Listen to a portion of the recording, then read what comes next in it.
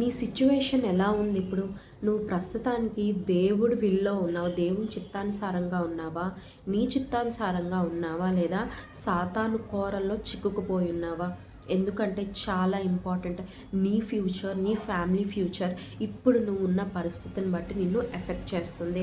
నువ్వు దేవుని విల్లో ఉంటే దేవుని ఫ్యూచర్, దేవుడు బ్లెస్సింగ్ ఇచ్చే ఫ్యూచర్ నీకు ఉంటుంది, నీ కుటుంబానికి ఉంటుంది. మరి మనందరికీ యోనా గురించి తెలుసు. ఆయన ఏం చేశాడు?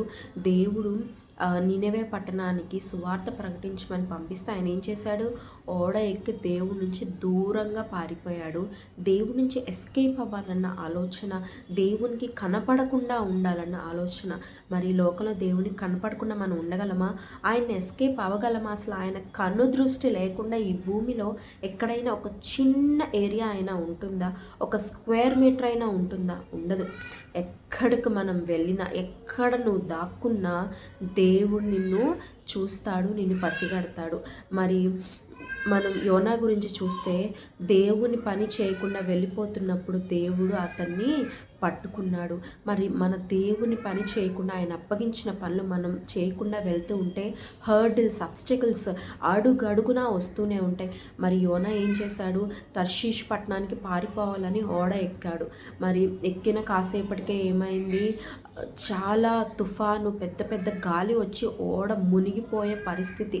అంటే ఎలాంటి లాస్ట్కి ఎలా వచ్చిందంటే ఓడ మునిగిపోవాల్సిన పరిస్థితి వచ్చింది. మరి మన జీవితంలో కూడా మనము దేవుని దాటి వెళ్తున్నప్పుడు ఇంకా జీవితం కూడా పరిపూర్ణంగా నాశనం అయిపోయే పరిస్థితులు మనకు వస్తూ ఉంటాయి. ఫర్ సపోజ్ ఈ ఉద్యోగం నువ్వు చేయాలి బిడ్డ అని దేవుడు నీకు ఆ ఉద్యోగాన్ని ఇస్తే నువ్వు ఆ ఉద్యోగంలో జాయిన్ అయ్యి, నా వల్ల కాదు, ఇంత స్ట్రగులా, ఇంత ఇంత టైమింగ్సా, ఇంత ఇంత టైంలో నేను వర్క్ చేయాలి, ఆ ఎన్వైర్న్మెంట్ నేను అక్లిమటైజ్ అవ్వలేను, ఇంత కష్టం నేను పడలేను, వారి క్రింద నేను బ్రతకలేను, వారు నన్ను చాలా దూషిస్తున్నారు, ద్వేషిస్తున్నారు, నేను చేయలేను ఇంత చాకిరీ అని నువ్వు అంటున్నావేమో. కానీ ఫ్యూచర్లో దానివల్ల దేవుడు నీకు ఎంత అద్భుతం చేయబోతున్నాడో, ఎంత బ్లెస్సింగ్స్ నీ మీదకి రాబోతున్నాయో నువ్వు పసిగట్టలేవు. నువ్వేదో అనుకుంటున్నావు, ఇది చేస్తే ఏమవుతుందిలే, ఏమైనా ఎక్స్పీరియన్స్ కౌంట్ అవుతుందా? ఏది అవ్వదు. దీనివల్ల ఏ ఉపయోగం లేదు. నిష్ఫలంగా నేను ఇది చేస్తున్నాను, దేవుడు ఎందుకో నాకు ఇది ఇచ్చాడు, దేవుడు కూడా తప్పుగా చెప్పాడేమోలే అని నువ్వు అనుకొని ఉంటావేమో. కానీ నేను చెప్పగలను, కోవిడ్ టైంలో దేవుడు నాకు ఫస్ట్ జాబ్, అదే జాబ్ ఇచ్చినప్పుడు ఎంతో సఫకేషన్ ఉండేది. కవరాల్ వేసుకొని పేషెంట్స్ దగ్గరికి వెళ్ళి ట్రీట్మెంట్ చేసి, అసలు సపోర్టివ్ టీం కూడా సపోర్ట్ చేసేవాళ్ళు కాదు, నిల్ సపోర్ట్. అసలు చాలా ఈ కోవిడ్ వస్తే మా పరిస్థితి ఏంటి అని ఎన్నో ఆలోచనలు, ఎంతో కష్టపడిపోయి రాత్రింపగలు నిద్రలేని పరిస్థితులు, ఎంతో దానివల్ల గ్యాస్ట్రైటిస్ రావడం, ఎంతో బాధపడ్డాం. కానీ దేవుడు ఆ తర్వాత నాకు ఇచ్చిన జాబ్ని బట్టి నేను ఇప్పుడైతే చాలా చక్కగా 9 to 4 జాబ్ చేసుకుంటూ దేవుణ్ణి ఎంతో మహిమపరుస్తున్నాను. ఆయన స్తుతించడానికి నాకు సమయం ఉంది. దేవుడు చక్కగా అప్పుడు నేను చేసిన స్ట్రగుల్ని బట్టి దేవుడు ఇప్పుడు నన్ను ఒక గొప్ప స్థితిలో దేవుడు నన్ను ఉంచాడు. మరి అట్లనే నిన్ను కూడా నీకున్న దాంట్లో తక్కువ శాలరీ కానీ ఎక్కువ స్ట్రగుల్, చాలా హార్డ్ వర్క్ ఉంటుందంటే దేవుడు నీకు అది ఇస్తే అది ఎంతకాలమైనా సరే నమ్మకంగా పనిచేయి, దేవుడు నిన్ను ఉన్నత స్థానంలో ఉంచుతాడు. దేవుని మాట వింటే ఎప్పటికీ నువ్వు నష్టపోవు. మరి అట్లనే ఇంకొందరు ఏం చేస్తారు? సేవ పిలుపుంటే నేను చేయలేను ప్రభా, ఇదిగో దేవుని పరిచర్య అంటే అందరు చాలా తక్కువగా చూస్తాను, నేను చాలా చీప్ అయిపోతాను, నా వల్ల అవ్వదు, నేను మాట్లాడలేను, నేను చేయలేను, నేను పాడలేను, ఇదిగో ఇటు పరిస్థితిలో నేను ఉండలేను అంటారు. మరి ఇంకొంతమంది ఏం చేస్తారు? ఇదిగో ఈ మ్యారేజ్లో ఉండు అని దేవుడు ఆ మ్యారేజ్లో ఇచ్చినప్పుడు ఆ మ్యారేజ్లో ఉండాలి నువ్వు, ఇలాంటి నువ్వు స్ట్రగుల్స్ ఎదుర్కొంటున్నావు, నువ్వు బాధపడుతున్నావు, బట్ స్టిల్ స్టే ప్రే, లాయల్గా ఉండు, ట్రస్ట్ చేయి దేవుణ్ణి, హోప్ చేయి అన్నప్పుడు బట్ స్టిల్ నేను ఉండలేను దేవా, నీ చిన్న చిన్న కష్టాలకి, అంటే చిన్నప్పటి నుంచి గారాబంగా పెరిగిపోయి, ఎస్పెషల్లీ అమ్మాయిలు గారాబంగా పెరిగిపోయి హస్బెండ్ దగ్గర వచ్చేసరికి వారు ఆ స్ట్రెస్ని తీసుకోలేరు, అంత రూడ్నెస్ని కానీ అంత నెగ్లిజెన్స్ని కానీ వారు తట్టుకోలేక, నో దేవా నేను ఉండలేను, నన్ను ఇలా రిస్ట్రిక్ట్ చేస్తున్నారు, నన్ను ఈ బట్టలు వేసుకోవద్దు అంటున్నారు, ఇలా బయటకు వెళ్ళొద్దు అంటున్నారు, ఇలా మేల్ ఫ్రెండ్స్ని కలవద్దు అంటున్నారు అని చెప్పేసి చిన్న చిన్న వాటి వాటికి సిల్లీ రీజన్స్కి, లేదా మనల్ని మనం రిస్ట్రిక్ట్ చేసుకోవాల్సిన దాంట్లో రిస్ట్రిక్ట్ చేసుకోకుండా వాళ్ళు రిస్ట్రిక్షన్స్ పెడుతున్నారని, నా లైఫ్ మీద నీ ఆంక్షలు ఏంటని చెప్పేసి గొడవలు పెట్టేసుకొని చిన్న రీజన్స్కే మ్యారేజ్ నుంచి బయటకు వచ్చి జీవితాన్ని నాశనం చేసుకునే వాళ్ళు ఎంతోమంది ఉన్నారు. మరి అటువంటి వాళ్ళకు దేవుడు చెప్తున్నాడు, be faithful to your husband. నీ హస్బెండ్ చెప్పింది హస్బెండ్స్ వైఫ్స్కి శిరస్సు.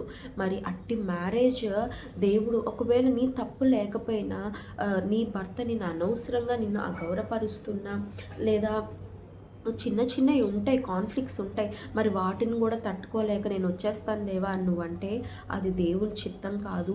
ఈ మ్యారేజ్లో నువ్వు ఉండాలి అని చెప్తే దేవుడి మాటకి నువ్వు విని నువ్వు అక్కడ నిలబడాలి, నీ మ్యారేజ్ని కట్టుకోవాలి, నీ పిల్లల కోసం నువ్వు కష్టపడాలి.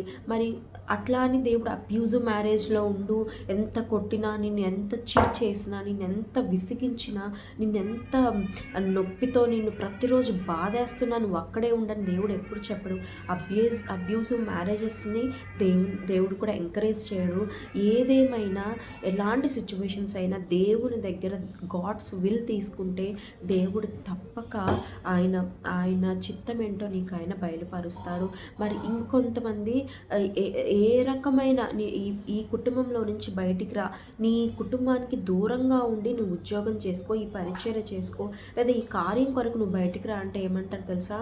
నేను నా తల్లిదండ్రులను వదిలిపెట్టి నేను ఉండలేను, నాకు ఇంటి ఫుడ్డే పడుతుంది, బయట ఫుడ్ నాకు పడదు, నేను ఇంట్లో వాళ్ళని వదిలిపెట్టి ఉండలేను, నేను ఇదొక్కటి చేయలేను, నా వల్ల అవ్వదు, నేను ఎవరి దగ్గర వెళ్ళి ఉండలేను అని చెప్పేసి చాలా రీజన్స్, చాలా సాకులు చెప్తారు. కానీ అబ్రహాము దేవుని మాట విని తన దేశం నుంచి బయటికి వచ్చాడా లేదా? వచ్చి ఏమయ్యాడు? గొప్పగా అన్ని విషయాలు దేవుడు ఆశీర్వదించాడు, వేలకు తండ్రి అయ్యాడు. మరి దేవుడు చెప్పిన మాట వింటే మనం ఎప్పుడు నష్టపోము. మరి యోనా నష్టపోయాడా లేదా? మరణం అంచుల వరకు యోనా వెళ్ళిపోయాడు. మరి అట్టి పరిస్థితులు మనం గ్రహిద్దాం. దేవుడి నుంచి వెళ్ళిపోతే, దేవుని దగ్గర నుంచి వెళ్ళిపోతే మనం చాలా కాన్సిక్వెన్సెస్ ఫేస్ చేస్తాం, చాలా హర్డిల్స్ ఉంటాయి, మనం మరణం వరకు వెళ్ళిపోయే పరిస్థితులు, అటు గట్టి పరిస్థితులు కూడా మనకు ఎదురవుతాయి. మరి కానీ యోనా దేవుని వైపు తిరిగాడు. మరి మనం కూడా ఎంతవరకు మనం వెళ్ళినా, నువ్వు ఇప్పుడు ఎక్కడున్నా సరే తిరిగి దేవుని వైపు చూస్తే ఆయన నీ పట్ల ఆయన కనికరం కలిగి ఉంటాడు. ఎక్కడికి వరకు వెళ్ళినా సరే నువ్వు ఆయన వైపు తిరుగు. నువ్వు ఎక్కడికి వెళ్ళి ఇంకా దూరం దూరం వెళ్ళిపోవాలనుకోవద్దు కానీ దేవునిలో ఆయన కట్టుబడి ఉండు, ఆయనను ఆశీర్వదిస్తాడు. ఆయన వైపు తిరుగు, తప్పక ఆయనను జీవింపజేస్తాడు. ఆమేన్.